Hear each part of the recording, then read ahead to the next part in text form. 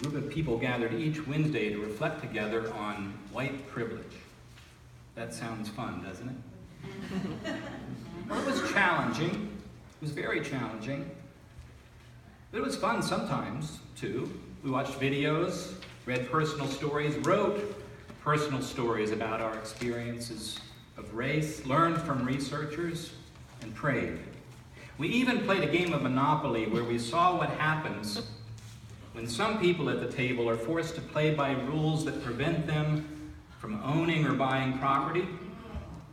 And even when the rules are changed to include everyone later in the game, those who were not able to buy property at the beginning were never able to catch up with those who started off with an advantage. And I have to say, a few of our people who played that game had too much fun getting all the advantages there. Reef Robinson? Oh, sorry. So we were using a curriculum called White Privilege Let's Talk, a resource for transformational dialogue. It was developed by several white and black leaders of our denomination, including our current president, the Reverend John Dorhauer, and our National Minister for Justice and Witness, the Reverend Tracy Blackman.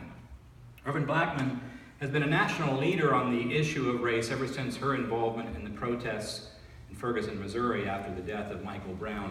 Her home church was very close to those events.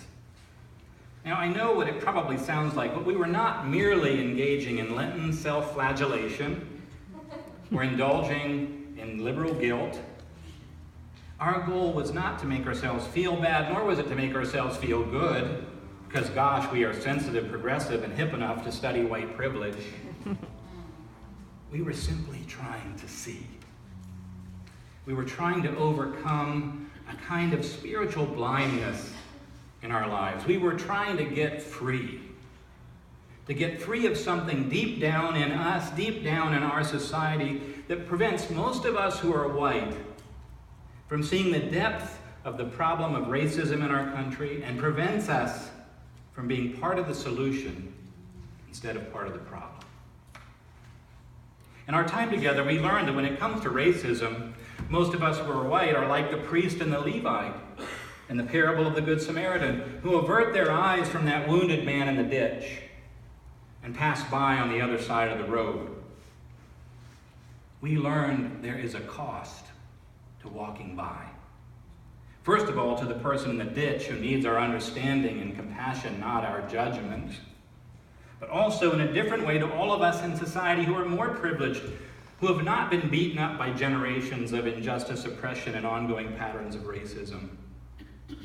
As people of faith and goodwill, we obviously think racism is bad. But during Lent, we learned that it's very difficult for those of us who are in the majority to really understand the day-to-day, week-to-week, generation-to-generation reality of racism for people of color. We just can't see it or know the damage done to hearts and minds and lives by the daily grind of racism, let alone by overt acts that cause physical harm or death. Tracy Blackman gave many examples, and here are just a few of them that she named from her own life, things that she experienced. She said, if you grew up with an expectation that images on TV, in books, and at movie theaters would share your racial identity, you have white privilege. If you have never felt the burden of representing your race, you have white privilege. If you've never been presumed as intellectually inferior or incapable solely because of the color of your skin, you have white privilege. If you've never been categorized based solely on the color of your skin, you have white privilege. There is a cost to walking by. There's a cost to failing to slow down long enough to see the suffering of our neighbors, to understand their experience. It is a cost they pay every day of their lives. But it takes a toll on us as well in a different way.